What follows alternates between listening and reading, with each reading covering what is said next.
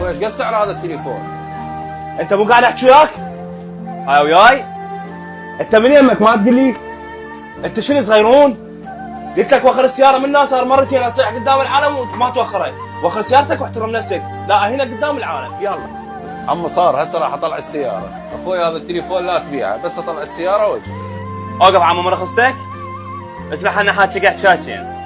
السياره ما وخرها منه، وش تدري تسوي روح سوي، يلا امشي منه. اهو عم انت مالك علاقه، وانت طلع سيارتك منها يلا. بابا انت شبيك؟ لو المشاكل اعتبر ابوك واحد حكى وياه هيك، تقبل؟ لا ما اقبل. ها خلي سيارتك هنا، شو اوخر؟